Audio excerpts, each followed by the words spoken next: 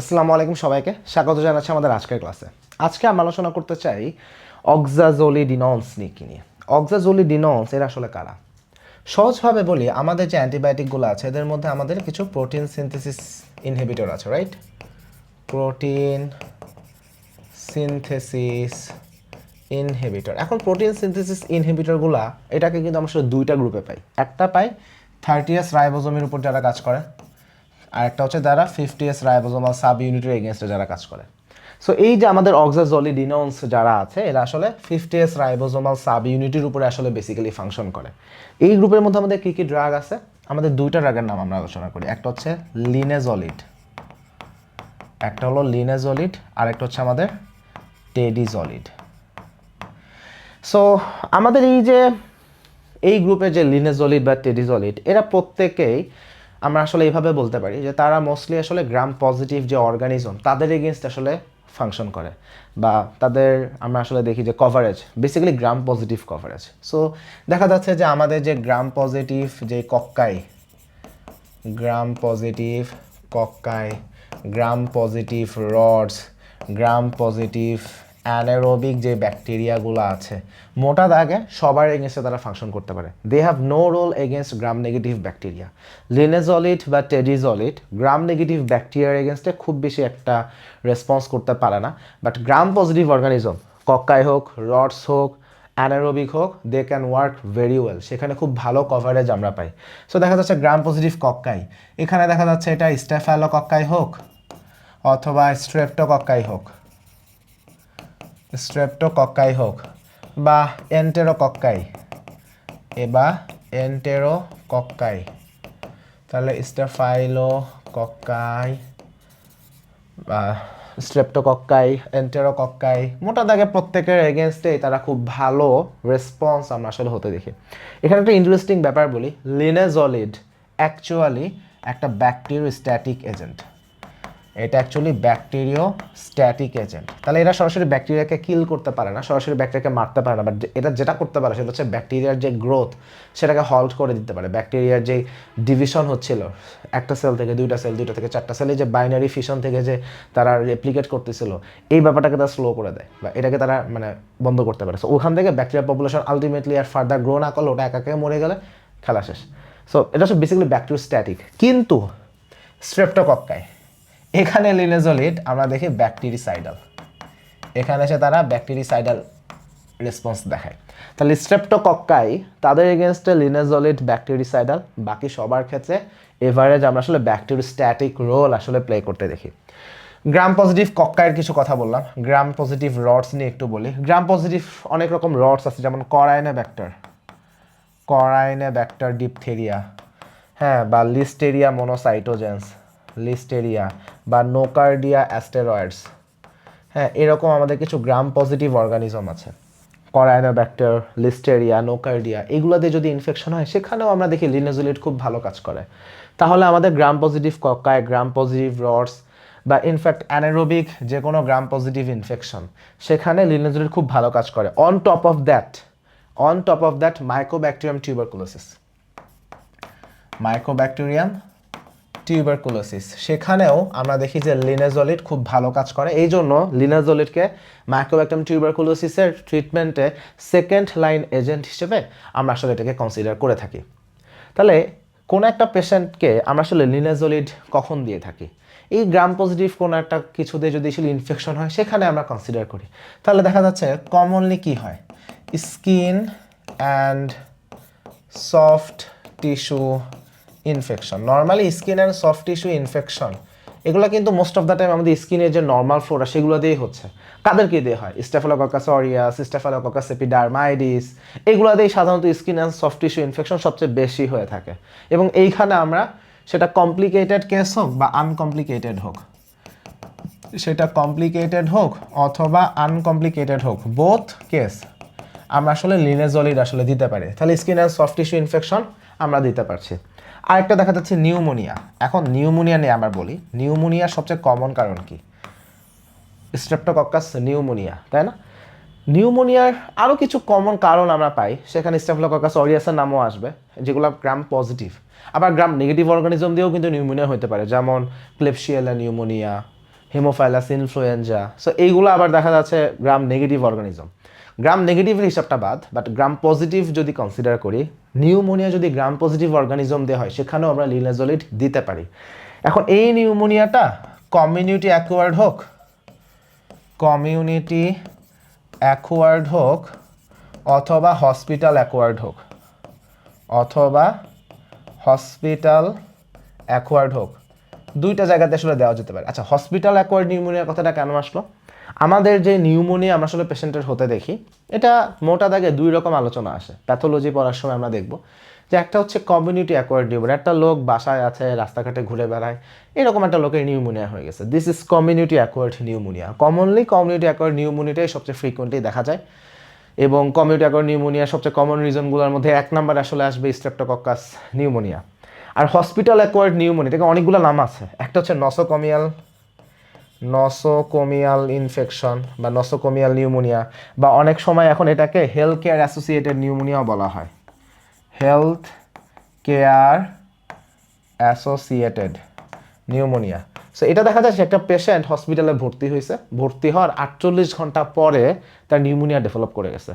Most of the time এখানে আমরা suspect করি যে হসপিটালেই থাকা কোনো একটা ব্যাকটেরিয়া তার দেহে চলে আসে। এখন what special about hospital acquired pneumonia? এখন দেখি, এটা হসপিটালে কন্টিনিউয়াসলি ডিসইনফেক্টেন্ট ইউজ করা হয়, হসপিটালে কন্টিনিউয়াসলি দেখবা যে হেক্সিসল দিয়ে পরিষ্কার করতেছে, এই করতেছে, সেই করতেছে, ডিসইনফেক্ট্যান্ট প্রচুর পরিমাণ সেখানে ইউজ করা হয়, তাই না? স্টেরিলাইজেশন এগুলোকে ইউজ করে। এত স্টেরিলাইজেশন মেথড ইউজ করার পরেও কিছু পার্টিকুলার ব্যাকটেরিয়া বেঁচে থাকতে পারে। এই যে কিছু পার্টিকুলার ব্যাকটেরিয়া এখানেও বেঁচে থাকতে পারে। অথবা যারা হেলথ কেয়ার পার্সোনাল, তারা কি করে, যে মাঝে মাঝে আমরা নাক খুঁটাই, নাক যখন খোটাই এখান থেকে স্টেফিলোকক্কাস, হ্যাঁ, এই যে অরিয়াসগুলো আছে হাতে চলে আসলো। এখন এই হাত দিয়ে আমি কি করলাম, রোগীকে এক্সামিন করলাম, রোগীর চোখ মুখ দেখলাম, হ্যাঁ হ্যাঁ, পেশেন্টের কিন্তু এক্সপোজার কিন্তু হয়ে গেছে। সো এই জন্য হসপিটালের যে পার্সোনালগুলো থাকে, এই জন্য আসলে একটা আইডিয়াল প্র্যাকটিস যে একটা পেশেন্টকে এক্সামিন করার সময়, এটা হচ্ছে বাংলাদেশে ছিল প্র্যাকটিসটা নাই, কিন্তু বাইরের দেশে এটা ওরা মেনটেন করে, যে কোনো একটা পেশেন্টকে ওরা এক্সামিন করার সময় সবার শুরুতে আগে খুব ভালো করে হেক্সিসল বা আইসোপ্রোপাইল অ্যালকোহল দিয়ে হাত পরিষ্কার করে নেয়, তারপরে পেশেন্টের উপর এক্সামিন করে। আর বাংলাদেশে আমাদের প্র্যাকটিস হচ্ছে আমরা আগে পেশেন্ট এক্সামিন করি, এখন পেশেন্টের গায়ে অনেক জীবাণু ছিল, সেটা আমার হাতে চলে আসছে, এখন আমি হাতে হেক্সিসল দিয়ে আমার হাত পরিষ্কার করে নিলাম, তা আমার হাতের জীবাণু যে রোগীর দেহে যাচ্ছে এটা কিন্তু আমাদের কোনো খোঁজ খবর না, এটা যেটা absolutely mistake. So health care associated pneumonia কিন্তু এইভাবেও হয়, যে এই যে আমি নাক খুঁটাইছি, কিছু একটা করছি, আমার শরীর থেকে গাটা চুলকাইছি, এখান তো ব্যাকটেরিয়া ছিল না, এই ব্যাকটেরিয়া এখন রোগীকে এক্সামিন করছি, রোগীর এক্সপোজার হয়ে গেছে, ওখান থেকেও কিন্তু রোগীর নসোকোমিয়াল ইনফেকশন হতে পারে। সো যেটা বলছিলাম যে হেলথ কেয়ার অ্যাসোসিয়েটেড নিউমোনিয়া, এখন এটাও যদি সে গ্রাম পজিটিভ অর্গানিজম দিয়ে হয়ে থাকে, সেখানেও আসলে লিনাজোলিড খুব ভালো কাজ করবে।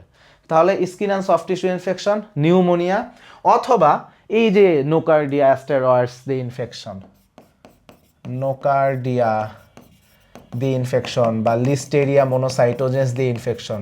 আচ্ছা, লিস্টেরিয়া মোনোসাইটোজেন্স দিয়ে সাধারণত আমরা দেখি যে ইমিউনো কম্প্রোমাইজড পারসন, যারা ইমিউনো কম্প্রোমাইজড, হ্যাঁ, ইমিউনো কম্প্রোমাইজড অনেক কারণে হতে পারে, হয়তো বা পেশেন্টের এইডস আছে বা ইমিউনোসাপ্রেসিভ কোনো একটা এজেন্ট পায়, অথবা প্রেগন্যান্সি, এই দুইটা এজ গ্রুপে বা এই দুইটা পপুলেশন গ্রুপে লিস্টেরিয়া মোনোসাইটোজেন্স দিয়ে আমরা দেখি যে তাদের মেনিনজাইটিস হয় বা সিরিয়াস ইনফেকশন হতে পারে। সো লিস্টেরিয়া মোনোসাইটোজেন্স দিয়ে যদি কোনো ইনফেকশন হয়, নোকার্ডিয়া দিয়ে যদি কোনো ইনফেকশন হয়, বা করাইনোব্যাকটেরিয়াম, ডিপথেরিয়া, এই সকল জায়গায় লিনাজোলিড ক্যান ওয়ার্ক ভেরি ওয়েল। তাহলে এই সব জায়গাতে, বা এন্টেরোকক্কাস দিয়ে ইনফেকশন, স্ট্রেপ্টোকক্কাল কোনো একটা ইনফেকশন, সহজ কথা, গ্রাম পজিটিভ অর্গানিজম দিয়ে যে কোনো ইনফেকশন হয়েছে, চোখ বন্ধ করে আমরা লিনাজোলিড আসলে দিতে পারি। এখন এই যে লিনাজোলিড আমরা দিই, লিনাজোলিডের বায়ো অ্যাভেলেবিলিটি খুবই ভালো। লিনাজোলিডের ক্ষেত্রে ফার্মাকোকাইনেটিক্স সবচেয়ে ইন্টারেস্টিং কথা হচ্ছে oral bioavailability. So oral বায়ো অ্যাভেলেবিলিটির ব্যাপারটা কি, লিনাজোলিড এটা 100%। সো কয়টা ড্রাগ আছে যারা 100% ওরাল বায়ো অ্যাভেলেবিলিটি শো করে? আমি হাতে গোনা কিছু ড্রাগের নাম বলি যারা 100% বা 100%-এর একটু কাছাকাছি ওরাল বায়ো অ্যাভেলেবিলিটি শো করে। তারা কারা? একটা হচ্ছে ডিগক্সিন, একটা হচ্ছে ফ্লুরোকুইনোলোনস।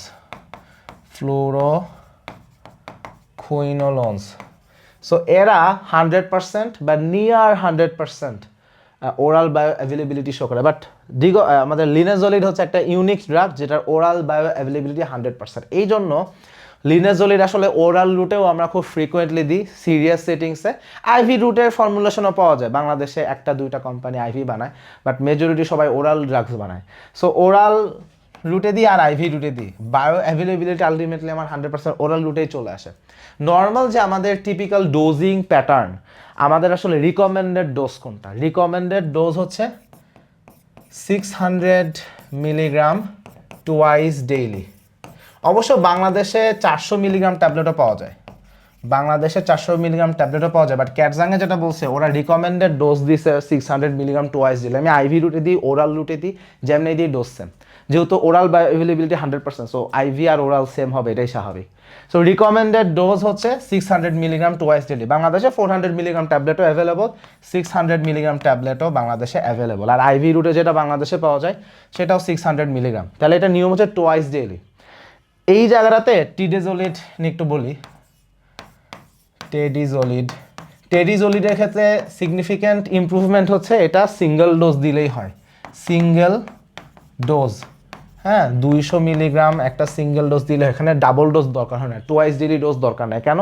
বিকজ টেডিজোলিডের হাফ লাইফ বেশি, এটার হাফ লাইফ হচ্ছে 12 ঘন্টা। সো সিঙ্গেল বা ওয়ান্স ডেইলি ডোজ দিলেই যথেষ্ট। বাট লিনেজোলিডের ক্ষেত্রে হাফ লাইফ একটু কম, অ্যারাউন্ড 4 থেকে 6 ঘন্টার আশেপাশে। সো এই জন্য এটাকে আমাদের টুয়াইস ডেইলি ডোজিং দেওয়া লাগে। সো লিনেজোলিডের সাথে টেডিজোলিডের পার্থক্যের জায়গাটা হলো হাফ লাইফ। টেডিজোলিডের হাফ লাইফটা বেশি। আর একটা হচ্ছে টেডিজোলিডের ক্ষেত্রে আমরা দেখি যে সকল পেশেন্টের MRSA ইনফেকশন। MRSA ইনফেকশন মানে কি? Methicillin resistant staphylococcus aureus. Methicillin resistant staphylococcus aureus treat করা আসলে একটু ডিফিকাল্ট।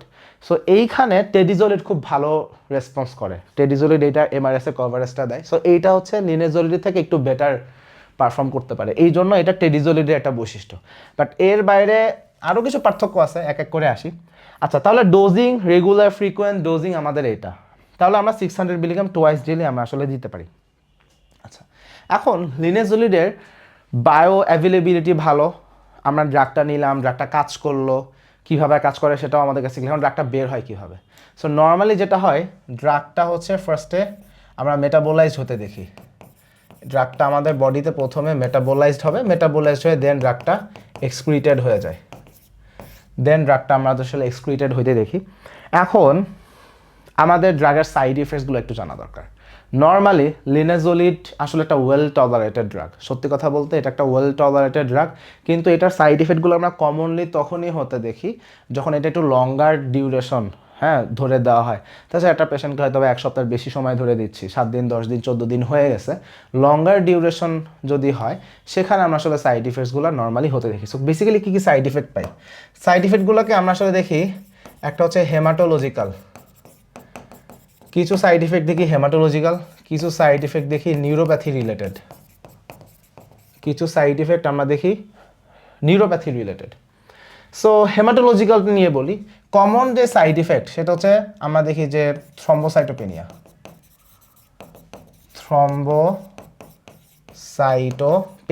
কমনলি আসলে এটা হয়, অ্যারাউন্ড 3% পপুলেশন হতে পারে, তাও যাদেরকে একটু লঙ্গার ডিউরেশন, লাইক 2 সপ্তাহের কাছাকাছি সময় ধরে দিচ্ছি তাদের ক্ষেত্রে হয়। এর বাইরে কিছু পেশেন্ট হয়তো বা লিউকোপেনিয়া নিয়ে আসতে পারে, কিছু পেশেন্টের ক্ষেত্রে অ্যানিমিয়াও হয়তো বা হইতে পারে। সো সহজ কথা হচ্ছে ব্লাড কাউন্টগুলো আসলে আমরা দেখবো যে ব্লাডের যে এলিমেন্টগুলো আছে, প্লাটিলেট, WBC, রেড সেল, এগুলোর কাউন্ট আসলে কমতে পারে, বাট এগুলো খুব রেয়ারলি পাই আমরা, খুব ফ্রিকুয়েন্ট বেসিসে পাই, ব্যাপারটা এরকম না। লিনেজোলিডের আরেকটা কমন সাইড ইফেক্ট যেটা নিয়ে আমাদের একটু কনসিডারেশন লাগবে সেটা হচ্ছে নিউরোপ্যাথি।